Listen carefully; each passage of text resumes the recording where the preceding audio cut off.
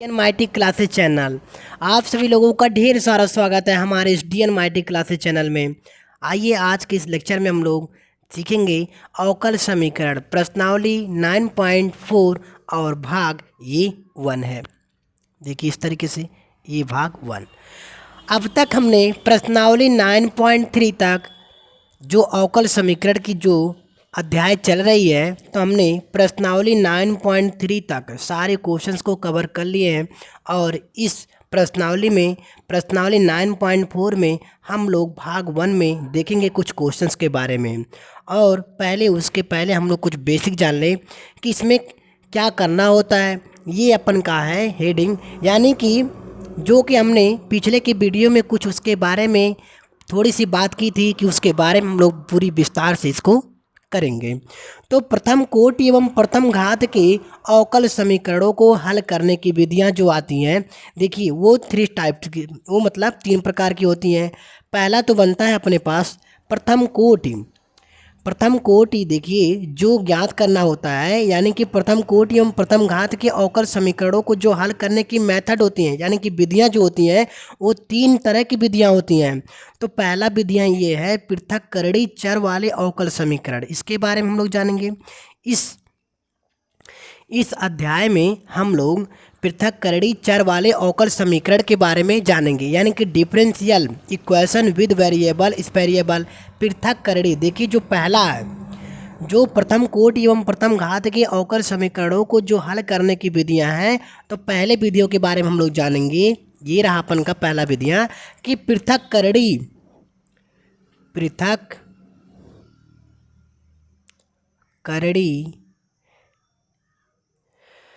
चर वाले अवकल समीकरण।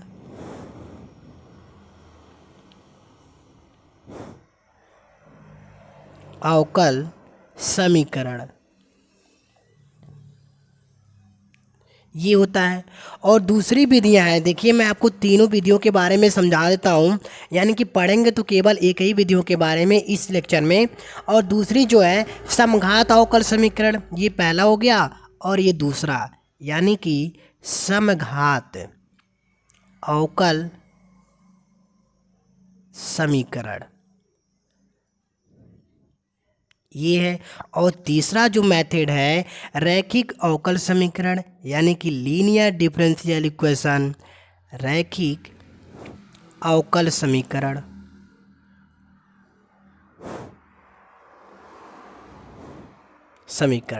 यानी कि देखिए जो methods of solving first order और फर्स्ट डिग्री, जो first order and first degree को जो सॉल्व किया जाता है उसको 3 तरह के मेथड से सॉल्व किया जाएगा। तो पहला जो मेथड है देखिए इस तरह का है, यानी कि पृथक्करणीय चर वाले अवकल समीकरण, इस मेथड से किया जाएगा। और दूसरा जो है समघात अवकल समीकरण, इस तरह से किया जाएगा, जिसको बोलते हैं होमोजीनियस डिफरेंशियल इक्वेशन, इसमें। और तीसरा आता है अपन का रैखिक अवकल समीकरण, यानी कि लीनियर डिफरेंशियल इक्वेशन। 3 मेथडों से हम लोग first order and first degree को जो अवकल समीकरण जो दिया रहता है, जिसमें हम लोग फर्स्ट आर्डर देखिए पहले लेक्चर में हम लोग जो 9.1 की थी, तो उसमें हमने first order and first degree के बारे में सीखा बहुत बेहतर तरीके से। और उसमें जो यानी कि दिए गए अवकल समीकरण में first order and first degree जो ज्ञात करना होता है उसमें सीख लिए थे। और उसी यानी कि जो first order and first degree है, देखिए first order and first degree को जो इक्वेशन दिए रहते हैं, डिफरेंशियल इक्वेशन जो दिए रहते हैं, उनको सॉल्व करने के लिए सॉल्व कैसे किया जाएगा वो हम लोग पृथक्करणीय अवकल समीकरण के द्वारा सॉल्व करेंगे, समघात अवकल समीकरण के द्वारा सॉल्व करेंगे, और रैखिक अवकल समीकरण के द्वारा सॉल्व करेंगे। तो आइए पहले हम लोग यानी कि पृथक्करणीय चर वाले अवकल समीकरण में जितने क्वेश्चंस, यानी कि 9.4 में जितने क्वेश्चन देखिए वह तो आएंगे पृथक्करणीय चर वाले अवकल समीकरण में ही आएंगे। तो चर वाले यानी कि पृथक्करणीय चर वाले अवकल समीकरण में हम लोग पूरी जितने भी 9.4 की जितने भी क्वेश्चन दिए रहेंगे, हम लोग भाग 1 में, पहले तो भाग 1 और भाग 2 हम लोग इस तरह से लेंगे क्योंकि ज़्यादा लंबा क्वेश्चन है उसमें है, तो इसलिए भाग 1 में हम लोग कुछ क्वेश्चंस को सॉल्व करेंगे। आइए देखते हैं, यानी कि पृथक्करणीय चर वाले अवकल समीकरण के द्वारा सॉल्व किया जाएगा। तो इस तरह से अब आप आइए देखते हैं यहाँ पे कि जो अपन के पास पहला क्वेश्चंस के अनुसार समझेंगे बहुत समझ में आ जाएगा। तो देखिए एक एग्जांपल लेते हैं कि दे रखा है ये इस तरह से, एक एग्जाम्पल ले रखे हैं कि अवकल समीकरण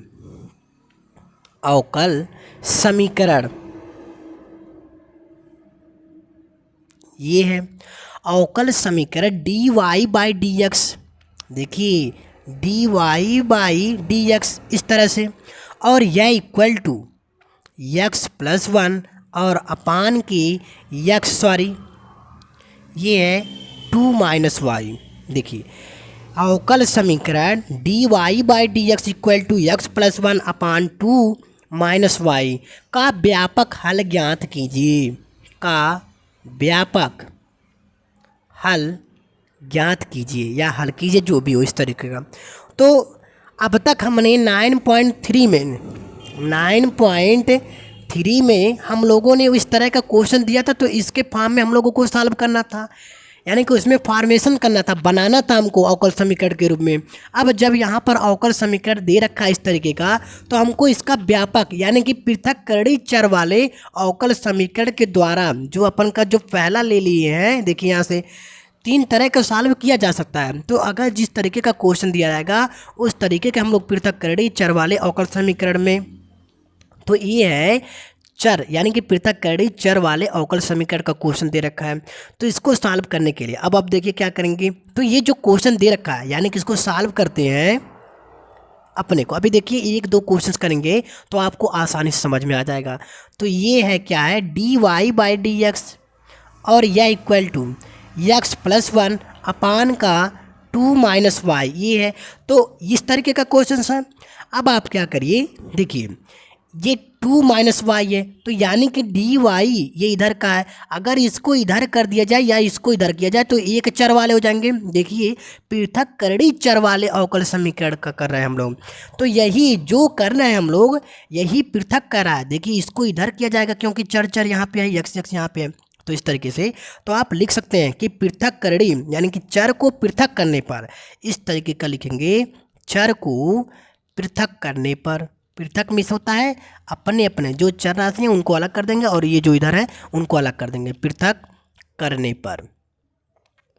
तो इस कंडीशन बना। अब आप क्या करेंगे, तो इसको इधर करेंगे तो ये आएगा इधर, तो 2 - y और यह है dy हुआ, और यह इधर चला जाएगा तो x+1 और यह dx हो जाएगा इस कंडीशन में। अब देखिए आप कि पृथक्करणीय चर वाले अवकल समीकरण में इस तरह का जब कंडीशन आ जाए तो यानी कि जो होता है, अब आपको मैं बता दूं कि प्रथम कोटि एवं प्रथम घात के अवकल समीकरणों को हल करने की विधियां, तो विधियां हमने देखा यहाँ पे जो 3 विधियां होती हैं, तो पहले विधि का प्रयोग किया जा रहा है। तो अपने को क्या करना है, यह जो दे रखा है यानी कि आप इसको यह देखिए इसको समीकरण नंबर 1 दे सकते हैं आप इस तरीके का, यानी कि इस कंडीशन में आया तो इस क्वेश्चंस को ये जो समीकरण 1 है, तो अब इसमें जो कंडीशन बनता है, जो फॉलोइंग बनता है, ये बोलता है कि दोनों पक्षों का, ये एक पक्ष है एक पक्ष है, तो आप लिख सकते हैं कि दोनों पक्षों का क्या करने पर, अभी तक तो हमने डिफरेंशियल, देखिए डिफरेंशियल इक्वेशन में यानी कि अवकल समीकरण में आपका 2 चीज़ का कमांड होना चाहिए, यानी कि डिफरेंशिएशन पूरी तरीके से आपको लर्न होना चाहिए, और आती है इंटीग्रेशन यानी कि समाकलन, तो वो अभी आपको पूरी तरह से रिवीजन होना चाहिए। तो यहाँ पे जो डिफरेंशियल इक्वेशन दे रखा है, जिसने भी क्वेश्चन दिए रहते हैं डिफरेंशियल इक्वेशन में, तो ये अवकल समीकरण में आपको समाकलन का करना भी प्रयोग आ जाता है और अवकलन का भी। तो यहाँ पे अब देखिए क्या आता है, दोनों पक्षों का समाकलन करने पर,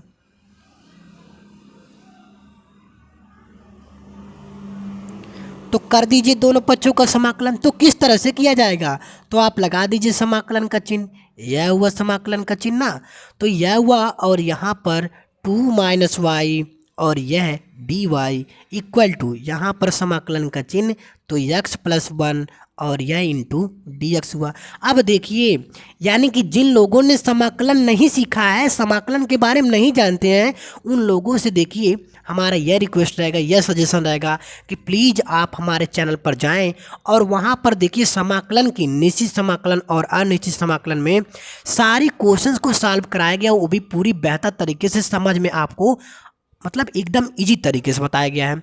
तो यहाँ पर देखिए अब ये कंडीशन और बनती है कि समाकलन में दो मेथड होते हैं, यानी कि दो प्रकार की होती है, एक निश्चित समाकलन और एक अनिश्चित समाकलन। तो अनिश्चित समाकलन में क्या होता है, देखिए कोई भी लिमिट नहीं दे रखी होती है और निश्चित समाकलन में लिमिट दे रखी होती है। तो यहाँ पर लिमिट तो है नहीं, तो यह अनिश्चित समाकलन है। तो इसका अब देखिए हमको इसका समाकलन करना है। तो हम आपको देखिए अगर जिन लोगों ने नहीं भी सीखा है तो यहाँ पे समाकलन करना सिखा दे रहे हैं, वो भी एकदम इजी तरीके से। देखिए यहाँ पर तो यह है ना, अब इसका समाकलन कैसे किया जाएगा, तो ये समाकलन का चिन्ह है। तो अब आप कर लीजिए इसका इसमें मल्टीप्लाई कर लीजिए, तो इंटीग्रेशन, तो ये हो गया 2 और इसका भी इसमें मल्टीप्लाई कर देंगे तो 2dy और ये माइनस का चिन्ह है तो माइनस, और यह इंटीग्रेशन यह है अपने पास y और इसका भी इसमें मल्टीप्लाई करेंगे तो dy। देखिए कितना इजी है। और यह इक्वल टू इसका आप अलग अलग कर लीजिए इंटीग्रेशन x और इसका भी मल्टीप्लाई इसमें तो dx और प्लस इंटीग्रेशन 1 dx, तो 1 को तो लिखा नहीं जाता है, तो इस तरीके से आप कर सकते हैं। नाउ नेक्स्ट आप देखिए इस तरीके से कि क्या मिलेगा अपने को, 2 कांस्टेंट वैल्यू है तो बाहर हो जाएगा और जो है dy, तो dy के रेस्पेक्ट में जब समाकलन किया जाएगा तो जो रहता है वही अपने पास हो जाएगा y। और यहाँ पर देखिए ये y का है तो y की पावर 1 है, तो इसका जब समाकलन किया जाएगा तो इसका हो जाएगा, यानी कि एक इसमें जोड़ दिया जाता है तो y की पावर 2 और अपान का 2 इस तरीके से। और यह इक्वल टू यहाँ भी वही कंडीशन बनेगा x² 2 और प्लस dx के सापेक्ष यहाँ पर हो रहा है तो x और प्लस कांस्टेंट वैल्यू आप c1 दे सकते हैं इस तरीके से। अब आप देखिए आपको क्या करना है, यह इक्वल टू यानी कि यह चीज़ x² 2 प्लस x और प्लस c1, आप जब इसको इधर लाएंगे तो -2y और यह चीज़ माइनस में है तो प्लस में हो जाएगा y² 2 और यह इक्वल टू 0। नाउ नेक्स्ट आप देखिए 2 है इसमें भी है तो एलसीएम जब लिया जाएगा तो 2 और ये 2 है तो x² यहाँ पर 1 है तो यहाँ पर 2x प्लस 2c1 और ये 2 जा 4y और यह प्लस y² यह इक्वल टू 0। नाउ नेक्स्ट आप x² प्लस 2x और प्लस y² माइनस 4y और यहाँ पर क्या है प्लस 2c1 और इसका इसमें मल्टीप्लाई होगा क्रॉस मल्टीप्लाई तो 0। अब आप देखिए यहाँ पर किस तरीके का आपका फाइनल आंसर मिल जाएगा, यहाँ x² प्लस y² और प्लस 2x माइनस 4y और 2c1 की जगह पे आप प्लस c लिखेंगे इक्वल टू 0, जहाँ आप लिख सकते हैं जहाँ 2c1 या इक्वल टू c इसके बराबर है। तो ये आपका अवकल समीकरण का पृथक्करणीय चर वाले अवकल समीकरण के द्वारा ये आपका सॉल्यूशन मिला। ठीक, आइए अब हम लोग प्रश्नावली 9.4 की जितनी भी क्वेश्चन दे रखी हैं आइए उसको सॉल्व करते हैं। देखिए यहाँ पर तो देखिए प्रश्नावली 9.4 की क्वेश्चंस ये अपने पास है। पहले तो दे रखा है कि 1 से 10 तक के प्रश्नों में प्रत्येक अवकल समीकरण का व्यापक हल ज्ञात कीजिए। हमको समीकरण का क्या ज्ञात करना है, व्यापक हल। जितने भी क्वेश्चन से 1 से 10 तक हैं यानी कि 1 से लेकर 10 तक समीकरण में व्यापक हल ज्ञात करना है, व्यापक हल। तो पहला क्वेश्चन है अपने पास देखिए dy by dx equal to 1 minus cos x upon 1 plus cos x, यह तरीके का क्वेश्चन है अपने पास। तो देखिए यानी कि dy by dx equal to 1 minus cos x upon 1 plus cos x को इस तरीके का जब पृथक्करणीय चर के द्वारा जो हम लोग समाकलन यानी कि डिफ्रेंसिएशन करेंगे तो क्या मिलेगा अपने पास। देखिए इसको करने के लिए सबसे पहले तो ये जो dy by dx equal to 1 minus cos x upon 1 plus cos x है, तो इसमें अब आप देखिए चूँकि हम जानते हैं क्या जानते हैं अब आपको त्रिकोणमिति की थोड़ी सी फार्मूले को लर्न करना होगा। हम जानते हैं कि 1 minus cos x equal to 2 sin square x by 2, यह एक फार्मूला होता है ना इस तरीके का। और क्या जानते हैं, और 1 plus cos x equal to 2 cos square x by 2, यह भी है, तो एक फार्मूला जानते हैं। तो इस तरीके से यानी कि 1 माइनस कास एक्स अपान 1 प्लस कास एक्स के स्थान पर 1 माइनस कास एक्स के स्थान पर 2 साइन स्क्वायर एक्स बाई 2 और 1 प्लस कास एक्स के स्थान पर 2 कास स्क्वायर एक्स बाई 2। तो इस तरीके का रखेंगे तो क्या मिलेगा अपने पास, देखिए D Y by D X इस तरीके का, और 1 माइनस कास एक्स के स्थान पर 2 साइन स्क्वायर एक्स बाई 2 और अपान 1 प्लस कास एक्स के स्थान पर 2 कास स्क्वायर और एक्स बाई 2, यह मिला अपने को। अब आप देखिए 2 2 से यह कैंसिल और क्या मिला, D Y by D X यह इक्वल टू, अब आप जानते हैं, देखिए यहाँ पर मैं आपको थोड़ा सा साइड में बता दे रहे हैं कि साइन एक्स अपान कास एक्स यह इक्वल टू, तो जानते हैं कि tan x होता है इस तरीके का। अगर यहाँ पर sine square by cos square लगा दिया जाए तो भी तो tan स्क्वायर x होगा। तो यहाँ पर वही कंडीशन है, x बाई 2 यहाँ पर अपान 2 कर दिया, यहाँ पर भी अपान 2, तो कुछ नहीं बात है, यहाँ पर भी अपान 2 हो जाएगा इस कंडीशन में। तो क्या मिलेगा अपने पास, देखिए ये हो जाएगा sine square X by 2 upon cos square X by 2, तो इसको लिखेंगे tan स्क्वायर एक्स बाई 2। अब आप देखिए कि x का यानी कि चर इधर है, x वाला चर इधर है, तो इसको इधर भेजेंगे और ये जो dy है ये dy इक्वल टू यहाँ पर मिला tan स्क्वायर एक्स बाई 2 और यह चीज़ dx। अब आप कह सकते हैं कि दोनों पक्षों का समाकलन करने पर लिखेंगे, दोनों पक्षों का समाकलन करने पर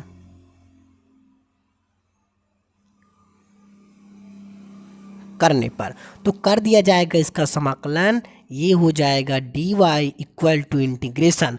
अब आप देखिए tan स्क्वायर एक्स का क्या समाकलन जानते हैं आप, बिल्कुल नहीं जानते हैं, तो इसको त्रिकोणमिति के फॉर्म में आपको चेंज करना पड़ेगा।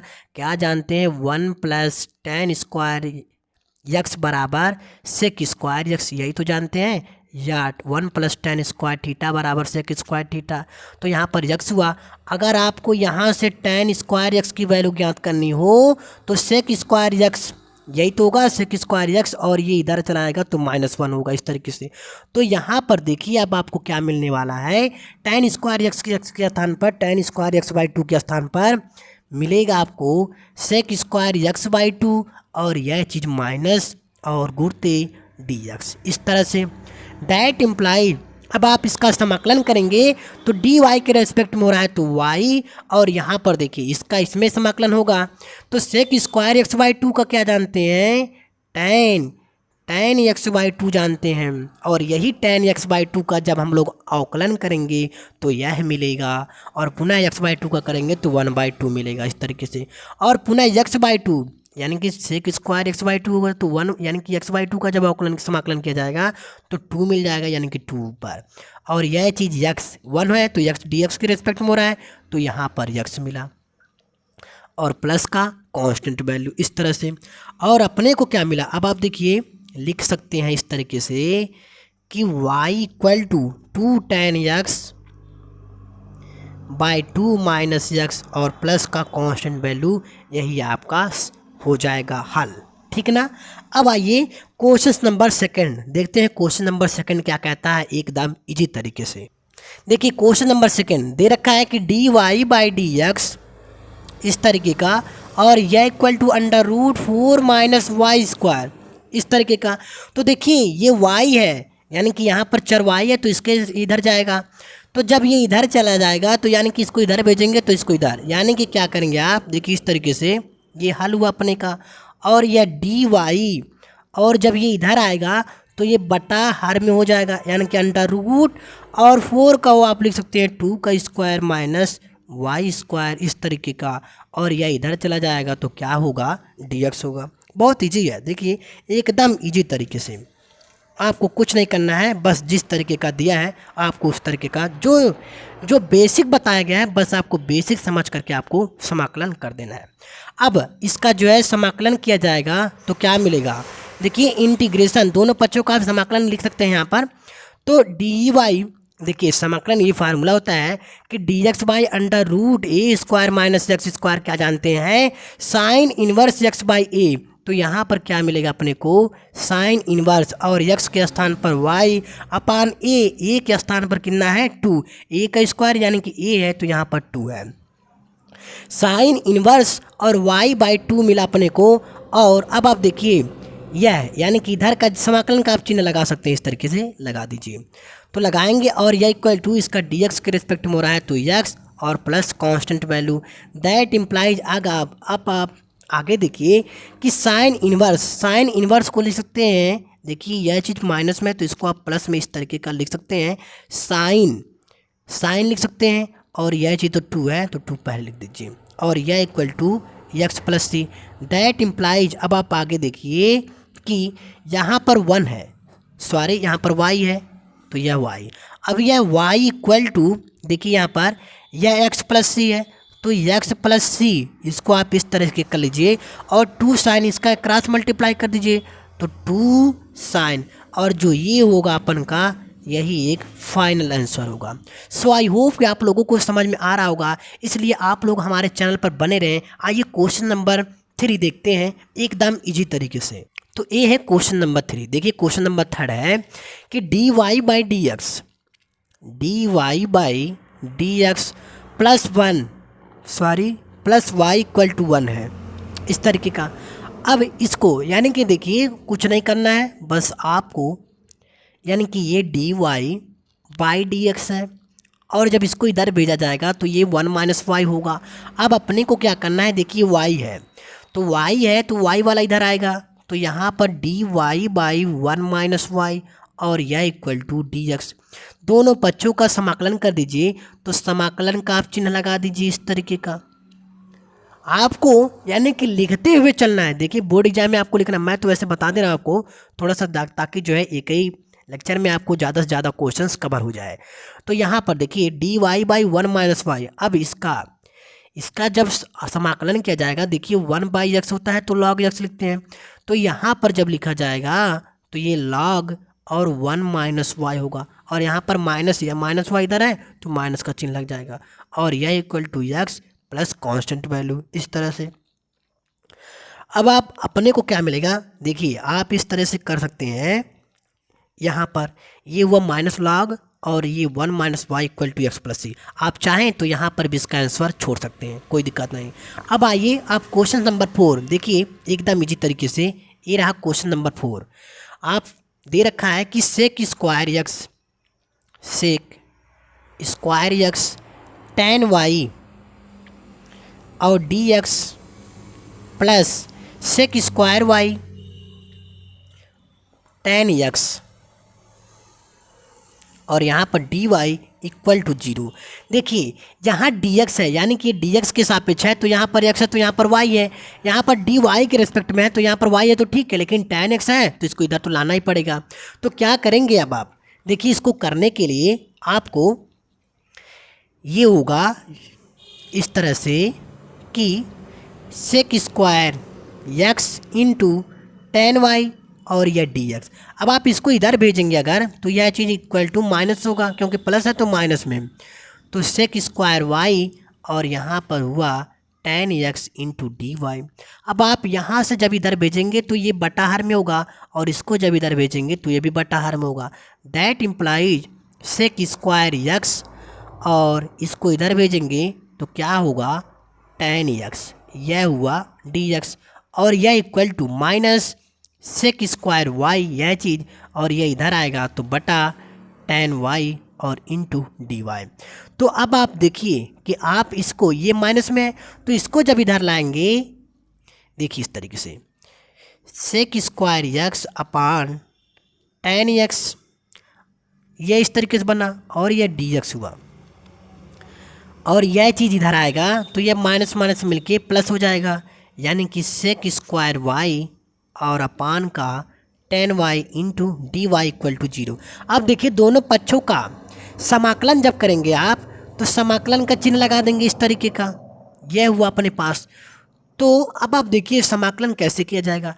अगर यहाँ पर माना, देखिए आप इस तरह से माना, इसको मान लेंगे tan x इक्वल टू कुछ भी मान लीजिए, इसको t मान लीजिए और इसका जब अवकलन किया जाएगा तो tan x का क्या हो जाएगा sec square x D X equal to और डी टी का हो जाएगा D T.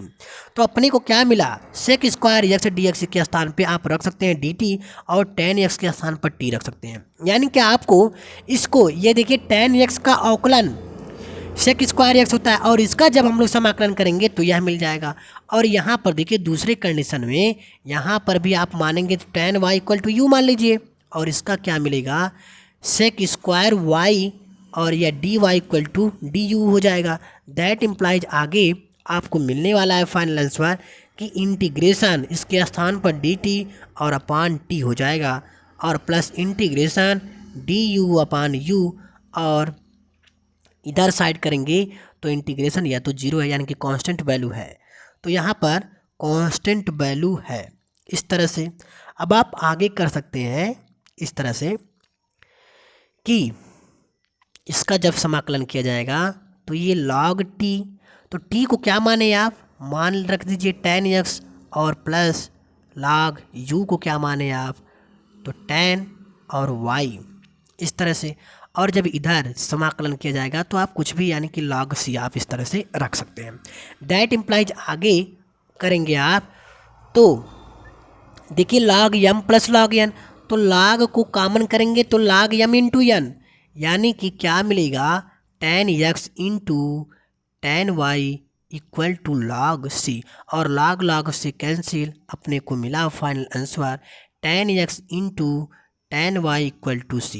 This is the final answer. यह हुआ, यह रहा क्वेश्चन नंबर 4 एकदम इजी तरीके से। अब आइए आज के इस लेक्चर में हम लोग लास्ट क्वेश्चंस करने वाले हैं, क्वेश्चन नंबर 5। तो ये रहा क्वेश्चन नंबर 5। देखिए इस तरीके से कि e की पावर x प्लस e की power minus X D Y minus e की पावर x और माइनस e की power x D X equal to 0। तो देखिए यह माइनस में तो इसको इधर ट्रांसफ़र किया जाएगा तो क्या मिलेगा अपने को, यह चीज़ e की पावर x प्लस e की पावर माइनस एक्स और डी वाई यह इधर चला जाएगा तो e की पावर x माइनस e की पावर माइनस एक्स हुआ और यह हुआ dx।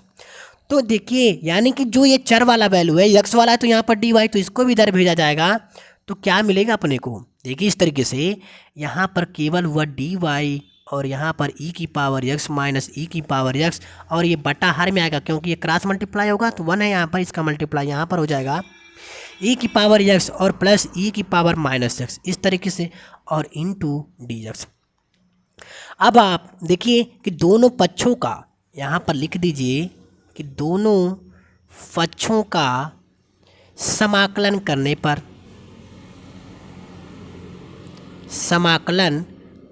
तो समाकलन करेंगे तो समाकलन का चिन्ह लगाएंगे, समाकलन dy और समाकलन e की पावर x माइनस e की पावर x अपान e की पावर x प्लस e की पावर माइनस x और इंटू dx मिला।